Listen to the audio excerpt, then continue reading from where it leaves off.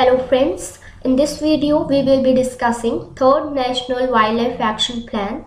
This topic will be useful for RBI Grade B 2018 and NABARD Grade A and Grade B 2018 exam. Let us first look at the outline or subheadings to be covered under this. First we will be covering relevance of the topic, the reference news, importance and threats to wildlife. Then we will move on to background and a quick information about a small topic. Then we will proceed towards 3rd National Wildlife Action Plan, its components, key focus areas, its unique features and the recommended actions under the plan. And then we will move on towards MCQs. 3rd National Wildlife Action Plan is related to environment in general and wildlife in particular. Therefore, this topic is relevant for both RBI and NABARD exams. For NABARD Phase 2, it is to be covered under heading Environment in Economic and Social Issues section. And for Agriculture and Rural Development section, again in Phase 2, the topic is to be covered under Ecology and Climate Change. For Natural Resources, their Sustainable Management and Conservation. For the RBI Phase 2 exam, for economic and social issues, the topic of National Wildlife Action Plan is to be covered under sustainable development and environmental issues. This current affair topic has been picked up from a recent reference news. The news was that Union Minister for Environment, Forest and Climate Change has recently announced 3rd National Wildlife Action Plan for the period 2017 to 2030, and it was announced on the day of inauguration of Global Wildlife Program Conference. The conference was held in New Delhi, and this program or the plan has been launched for making our efforts towards conservation of wildlife. Since the issue is related to wildlife, therefore we will be briefly covering importance and threats to wildlife before moving on to the action plan. This section holds significance with respect to descriptive English paper for essay besides MCQs. Wildlife means all the uncultivated plants and undomesticated animals. The wildlife is very valuable resource for us. It is very essential for human survival and development. For ease, we categorize the importance of wildlife into 6 heads. First, social, ecological, economic, aesthetic, scientific, and recreational. Now we will discuss each of these individually. Ecologically, the significance of wildlife is that it maintains the ecological equilibrium. It forms the essential components of food webs and biochemical cycles. It forms the keystone species. These species are those which are very critical for the healthy ecosystem maintenance. Then the wildlife also provides us ecological services. These services means the benefits that humans derive freely from the nature and environment. For example, the production of food and water, nutrient cycles, climate control, among other things. Socially, they are source of livelihood and subsistence for human beings. Economically, they provide abundant source of food, fiber, fuel, medicines, and raw materials for the industry. Similarly, the tourism potential of wildlife is incomparable. Aesthetically, the aesthetical value means enjoying the wildlife's beauty, while the recreational includes the bird watching, photography, boating, hiking, etc. The scientific significance of wildlife is that the availability of large gene pool for the scientists, which helps them in breeding programs, which helps to improve the breeds for the crops, from animals and other things, which is useful for agriculture, animal husbandry and fisheries. Now moving to threats to wildlife. These are the reasons that put wildlife in danger. Here you can see the reasons are the habitat loss, poaching or the exploitation, pollution, introduction of exotic species and the climate change. These are the 5 major factors that threat the wildlife, and among these the habitat loss is the biggest cause, contributing about 45%. As you can see in this infograph, it is contributing about 45% to the amount of threats among other factors. An example here can be given of the great Indian bustard, which used to live in the northern plains of India, but due to conversion of their habitat, their grasslands into agriculture, the habitat has been shrinking and their population is decreasing day by day. Similarly, poaching or exploitation is the second biggest cause for decrease in the number of wildlife. An example here can be given about the elephants; those are being killed for ivory. Similarly, pollution. For example, the plastic pollution, which kills both marine as well as land animals. The introduction of exotic species is also another factor. Here the example can be given is that of snowflakes. Snowflake is in coral which comes from Atlantic Ocean, and it is coming to Indian Ocean through ships and is destroying the corals of Indian Ocean. It is an exotic species in Indian Ocean and it is harming the native corals of Indian Ocean. The next bigger threat emerging in nowadays is the climate change, which is threatening the wildlife. Here an example could be given is that melting of polar ice in the polar regions because of global warming and climate change is shrinking the habitat of polar bears in the polar regions and hence threatening their survival. Because of all these factors, there has been 58% decline in wildlife population since 1970s. Therefore, we need to take some urgent steps to conserve wildlife, and the third National Wildlife Action Plan is such an effort by Indian government. Here we have some factual information relevant to our exams. First, the term wildlife has already been discussed. It includes all the uncultivated plants as well as undomesticated animals. This definition is really important from exam point of view. Second, the Wildlife Protection Act of 1972 is the main act that governs wildlife conservation and protection of endangered species in India.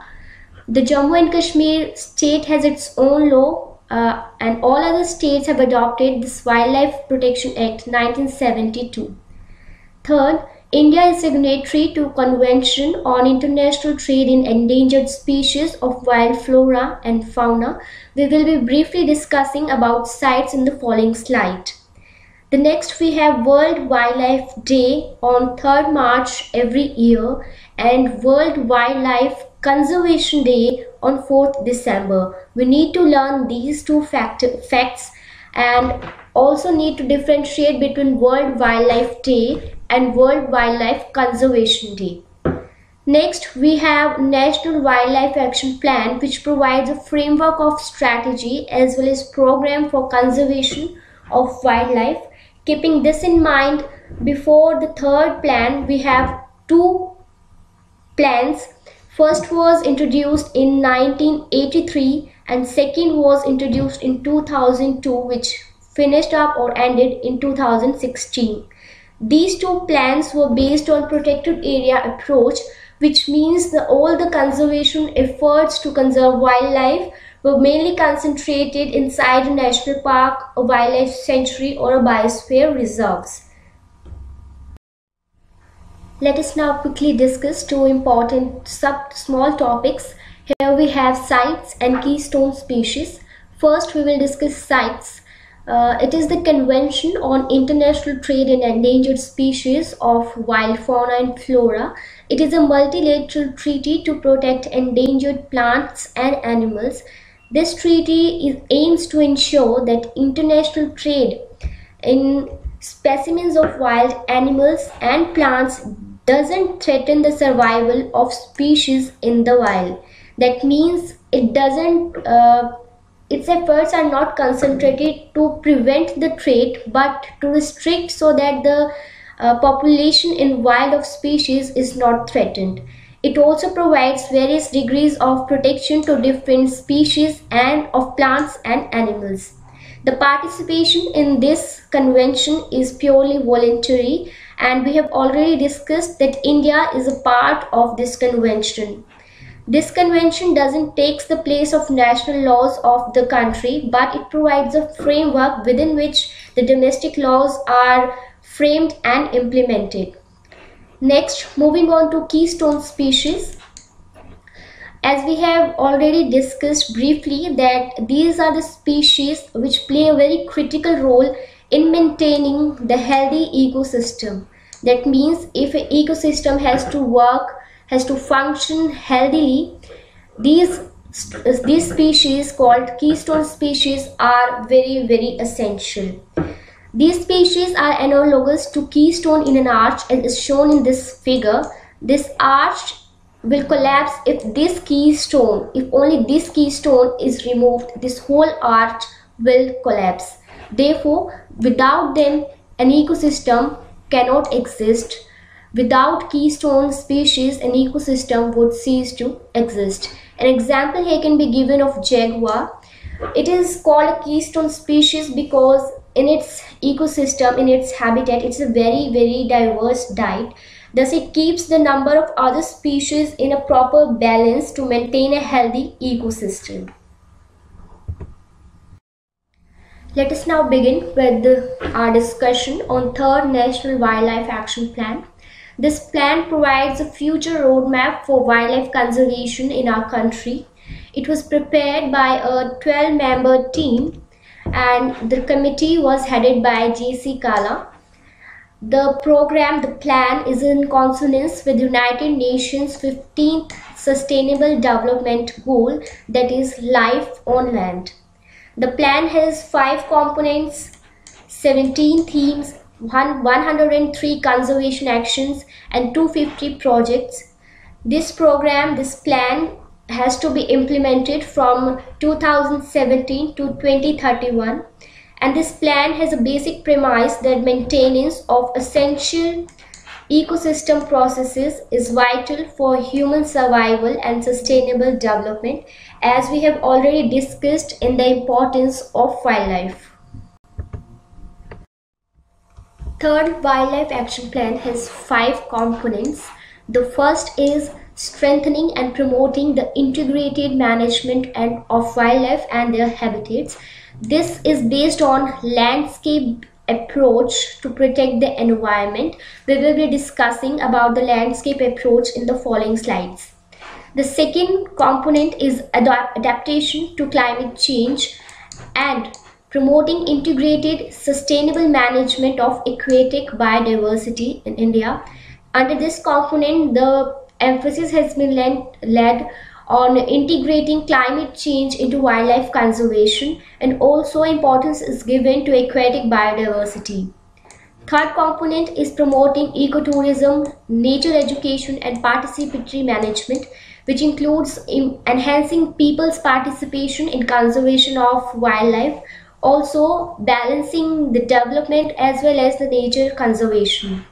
The fourth component includes strengthening wildlife research and monitoring of development of human resources in wildlife conservation. It includes to enhance our research related to wildlife so that that information can be used for conservation of wildlife, as well as increasing the capability of human resources to conserve, to protect our wildlife. The fifth component is enabling policies and resources for conservation of wildlife in India. It includes implementing laws which punishes the offenders, also providing required resources, financial, material, human resources for the conservation of wildlife. The current action plan has been developed keeping in mind these 6 focus areas.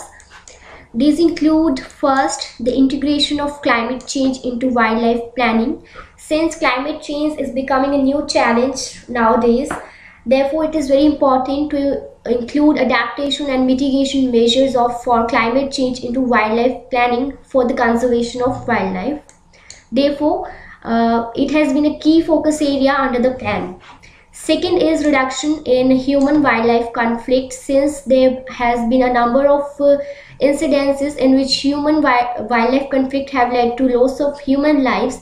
Therefore, the plan concentrates on efforts to reduce this casualty number. Third is conservation of coastal and marine ecosystem. Since we have discussed that one component is to increase the conservation of aquatic biodiversity in India, so it is also a key focus area to improve our efforts to conserve, to protect the special coastal and marine biodiversity in India. The fourth focus area is wildlife health, which includes protection of wildlife from diseases, epidemics, etc. The fifth focus area is preservation of genetic diversity. Genetic diversity means the genetic makeup of an entire population of a particular species.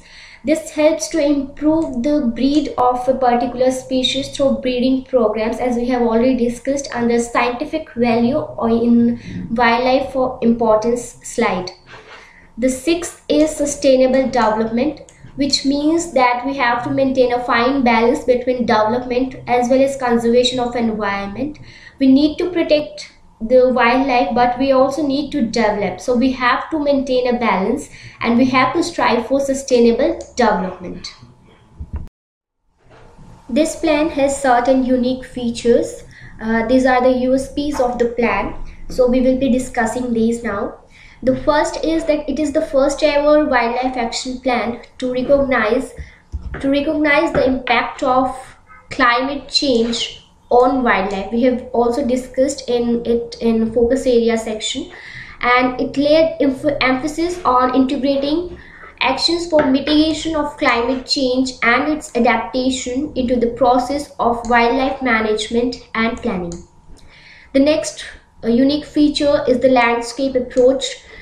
We know that in earlier two plans it was based on the area-based approach, in which the emphasis was laid on only the conservation efforts were led only inside the protected area. But in landscape approach, the conservation efforts are concentrated not only inside the protected area, but it is taken those efforts are taken in view the entire landscape, the entire habitat, the agriculture significance of the area, the local communities, the local economies, the entire biodiversity, the social benefits which derives from that habitat. So all those factors are considered while forming a strategy for conservation of the different species in that particular area. So this approach is called landscape approach, and this approach has been adopted in third National Wildlife Action Plan for conservation. The third unique feature that has been included in this plan is that the conservation of wildlife in wildlife habitats in marine, coastal and inland aquatic ecosystem has been given significance under this plan, and at the same time the recovery of threatened species of wildlife has also been given considerable importance under the plan. The fourth unique feature is that it addresses the issues of deterioration, fragmentation and shrinkage of habitats resulting in human-animal conflict. So it has been addressing the human-animal conflict by addressing these factors, that is deterioration of habitat, fragmentation of habitat and shrinkage of habitat, which leads to human-animal conflicts. The next USP is that the plan highlights the growing need for people's participation and support for conservation for wildlife. It recommends conservation awareness, eco-development, training, education and outreach programs to educate the masses to help to bring their efforts for the conservation of wildlife. The next is the plan calls for private sector participation in conservation of wildlife. The government is trying to ensure that sustainable funds are provided for conservation of wildlife, and for this government is trying to bring corporate social responsibility funds at their disposal. Next is monitoring through modern technology like radio collars and drones, so that the conservation efforts are proper and there is no loophole which can lead to incidences like poaching, which reduces our wildlife. So since third National Wildlife Action Plan is an action plan, it has recommended a number of actions to be taken with different headings. We will be discussing few of them briefly. So first we are discussing the recommended actions under the heading strengthening and improving the protected area network. For this, we have to enhance the protected area by including terrestrial, inland water and coastal marine areas of high conservation values, and by integrating protected areas into wider landscapes and seascapes. It means that we have to increase the protected area coverage, not only the terrestrial but also coastal as well as sea areas. And also we have to adopt landscape approach rather than site specific approach. The second action has been recommended is that to complete the process of rationalization and demarcation of boundaries and zonation for effective management of protected areas.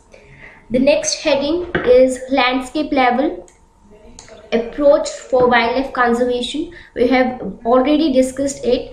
The recommended action under this category are to identify critical areas outside protected areas. Keep in mind, outside protected areas for wildlife conservation and initiate projects. As I have already told, that efforts are not to be concentrated inside the protected areas but even outside those protected areas.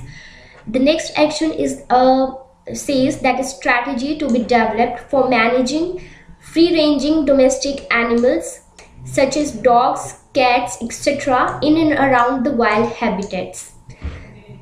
Third category for recommended actions is rehabilitation of threatened species.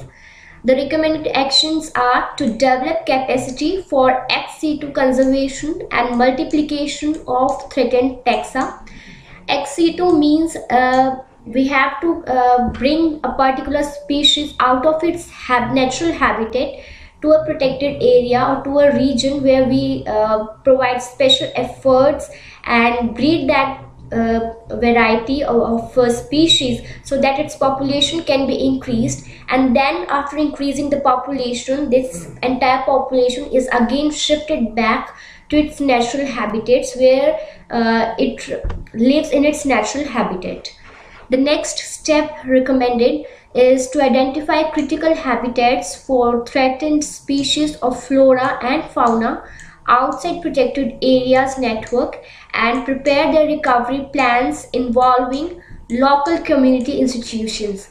So in this section, first, the efforts has to be concentrated outside protected areas and the recovery plans have to be made for those particular species, and also it includes the involvement of local community to increase people's participation in wildlife conservation. The fourth category is wildlife health, and here the actions recommended are to initiate research on ecology of diseases that affect free-ranging wildlife. Second step is to set up immune infectious disease free belt around protected areas and other sensitive wildlife areas by vaccinating livestock in the surrounding areas against infectious diseases posing threat to wildlife. That means we have to take efforts to improve the wildlife health, and we have to increase our research on diseases as well as to ensure that there is least spread of diseases by forming an immune belt around the protected areas.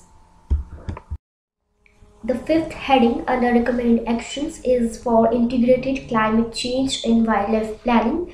It recommends actions for climate specific research and promote assisted migration of wildlife to help in adaptation as well as mitigating the impact of climate change on wildlife. The next heading is management of tourism in wildlife areas. It recommends that standards and guidelines should be developed to prevent damage to wildlife and habitats, in particular to forest and mountain vegetation, coral beds, etc. The second action recommends rules and regulation for visitors conduct to prevent any kind of damage to wildlife. And the third is plowing back a part of income generated from wildlife tourism for management of protected areas, including eco-development of communities. Here we have to bring a particular amount of money from what we have generated from like tourism, wildlife tourism, and this amount has to be used for development of local communities, for conservation efforts of wildlife in and around the protected areas. Therefore, here we are balancing the development and natural conservation. We are striving to attain the sustainable development, a key focus area under the National Wildlife Action Plan. The next category is to control poaching and illegal trade in wildlife. The actions recommended are increase in ability of frontline field staff to protect the wildlife. Here we have to increase their capability by giving them training, giving them high-end equipments so that they can protect the wildlife. The next is to conduct assessment of protection measures undertaken by protected areas to improve the protection standards. Therefore, that is, we have to assess the current standards, and therefore we have to improvise upon them so that any loopholes can be blocked and proper conservation and the threats to wildlife has to be removed. The next step is to establish special courts for wildlife related crimes. Such special courts are bounded to hear and give the final verdict within a specified time limit so that the wildlife crimes can be sorted out in a time-bound manner, and hence the offenders are punished properly. The next category is conservation of coastal and marine ecosystems. The recommended steps here are to establish new protected areas to protect the range of biodiversity in coastal and marine protected ecosystems in participatory modes. Here we have very few marine ecological protected areas in India. For example, we have Gulf Mannar Biodiversity Park in the sea area. The plan recommends to increase these numbers for marine and coastal ecosystems to protect them. The second step is the restoration of fragile marine and coastal habitats that is being affected by the threats to the wildlife and which needs special efforts to conserve them. So we have discussed the recommended actions under the plan. We can see that all these actions are covered under the focus areas, so they reflect somehow the focus areas and the 5 components. For example, the wildlife health, the integration of climate change. So all these actions are revolving around the key focus areas as well as the 5 components which have been earlier described in this plan. So we have properly discussed third National Wildlife Action Plan in detail, covering all the components, key focus areas, recommended actions, and importance and threats to wildlife as well. Now we are proceeding towards multiple choice questions. I hope you will be able to answer these questions easily. The first question is, third National Wildlife Action Plan for Wildlife Conservation by the Ministry of Environment has recently been inaugurated. This National Wildlife Action Plan is for option A 2017 to 2031, option B 2017 to 2030, option C 2017 to 2032, and option D is 2017 to 2029. We have already discussed that this action plan has been formulated for the period 2017 to 2031. So here option A is the correct answer. Then second question is, the World Wildlife Day is celebrated every year on. The option A is 3rd May, option B 4th December, option C 3rd March, and option D is 5th June. Here we have to keep in mind that we have been asked World Wildlife Day and not World Wildlife Conservation Day. And the World Wildlife Day is being celebrated every year on 3rd March. So here option C is the correct answer. Third question is, which among the following are the key focus areas of 3rd National Wildlife Action Plan? The first statement is wildlife health. Second, conservation of coastal ecosystem. Third, integration of climate change into wildlife planning. And the fourth statement is genetic engineering to conserve wildlife. Here the options are A, first and 2, B option, first, second and third statements are the key focus areas. Option C is first, second, third and fourth are the key focus areas. And the option D is 3 and 4. We have already discussed there are 6 focus areas under the plan, and here we can find the first, second and third statements are among the key focus areas. So here the option B will be the correct answer. Question 4 is, the head of the committee which prepared 3rd National Wildlife Action Plan is option A J.C. Kala, option B P.J. Nayak, option C Bibek Debarai, and option D M.S. Swaminathan. Here we have discussed that a 12-member team headed by Mr. J.C. Kala has formulated this plan. So the answer is option A, J.C. Kala. Question 5. 3rd National Wildlife Action Plan conservation efforts are based on 1. Area-based approach, and statement 2 says the landscape approach. And the options are A, the statement 2 is correct. Option B says both A and 2 are correct. Option C says only first statement is correct, and option D says none of these is correct. We have repeatedly said that this plan, the 3rd National Wildlife Action Plan, is based on landscape approach, while the earlier two were based on area-based approach. So here the answer is only 2, and that has been depicted under option A. So here the correct answer is option A.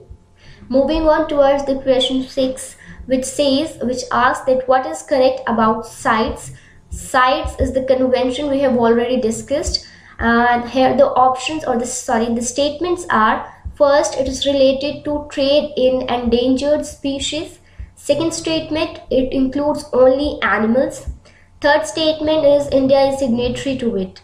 So these statements we have to consider and take out which are correct. The options are A, all 1, 2 and 3 statements are correct. Option B says first and second statement is correct. Option C says only first statement is correct. And option D says 1 and 3 are correct. Yes, this convention deals in endangered species, but it deals with both plants and animals, not only animals. So this second statement is wrong. And yes, India is a signatory to this convention. So here we have to see the option which includes both 1 and 3, and here it is the option D. So option D is the correct answer to question number 6. Question 7 asks, the term wildlife means option A, domesticated animals only, option B, forests only, option C, all uncultivated flora and undomesticated fauna, option D, wild animals only. So we have already mentioned that wildlife includes both animals as well as plants, but uncultivated flora, that is plants, and undomesticated fauna, that is animals. So here option C is the correct answer. Moving on towards question 8, which says, which among the following are true about third National Wildlife Action Plan. There are 4 statements. First statement says that it is the first ever wildlife action plan to recognize the impact of climate change on wildlife. Second statement says it calls for private sector participation in conservation of wildlife. The third statement says it adopts area-based approach for conservation, and fourth says that it promotes integrated sustainable management of aquatic biodiversity.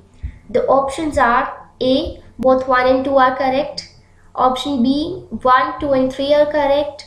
Option option C, option C says 1, 2, 3 and 4 are correct, and option D says 1, 2 and 4 are correct. So we have to see that statement 3 is wrong because it is not area based, the plan is landscape based. So statement 3 is wrong, while statement first is correct. First plan to recognize impact of climate change. It also calls for private sector participation, and it promotes sustainable management of aquatic biodiversity. So among the options which says 1, 2 and 4 are correct is the option D. So here the correct answer is option D. Question 9. Which among the following are the actions recommended under third National Wildlife Action Plan? Statement 1. The strategy to be developed for managing free-ranging domestic animals such as dogs, cats, etc. in and around wildlife habitats. Statement 2. Promote assisted migration of wildlife. Statement 3 states initiate research on ecology of diseases that affect free-ranging wildlife. Statement 4 says to establish special courts to deal with wildlife related crime cases. And the options are A, 1 and 2, option B, 1, 2, 3 and 4, option C is 1, 2 and 3, and option D is 1, 2 and 4. Here we can see that all these 4 statements are correct. Therefore, option B is the correct answer for question 9. Moving on to question 10.